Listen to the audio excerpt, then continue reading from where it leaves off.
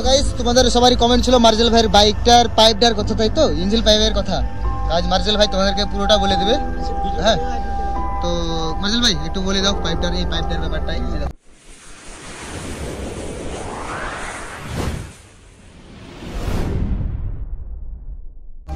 আজকে বলছে পাইপটাতে আমি কিসের লাগিয়েছি, মানে বাইকে করেছি, মানে বাইকে লাগিয়েছি। পাইপটার মেন কারণ হলো এখানে ক্যামেরাটা নিয়ে আসবে। এখানে যে একটা লাইন দেখতে পাচ্ছ, এই লাইনটা ডাইরেক্ট এয়ার ফিল্টারে যায়। এয়ার ফিল্টারে গ্যাসটা নেয়, বাতাসটা, মানে এয়ার ফিল্টার থেকে মানে ইঞ্জিন থেকে একটা বাতাস একটা তৈরি হয়। সেই বাতাসটা মানে যাওয়া আসা করে আর কি, মানে এখান থেকে এয়ার ফিল্টার যায়, মানে নিঃশ্বাস নেয় আর কি।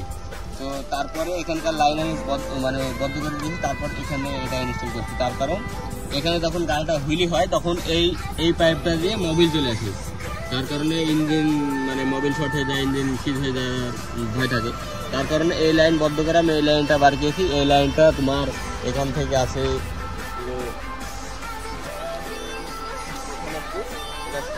এখানে দেখো কত মোবিল জমে গেছে, কারণ এখানে মানে অক্সিজেন টাইপের হাওয়াটা নেয়, তাহলে মোবিলটা উঠে আসে এখানে। এখানে অসুবিধা নেই, ঘামের মোবিলের মানে ঘামটা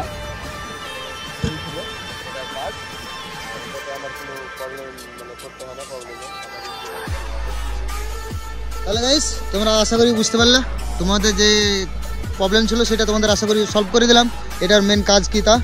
তো যারা নতুন হয়ে আছো তারা অবশ্যই চ্যানেলটাকে সাবস্ক্রাইব করে দেবা, আর যাদের ভিডিওটা ভালো লেগেছে অবশ্যই লাইক কমেন্ট শেয়ার করে দেবা। ঠিক আছে, দেখা হচ্ছে আবার নেক্সট ভিডিওতে।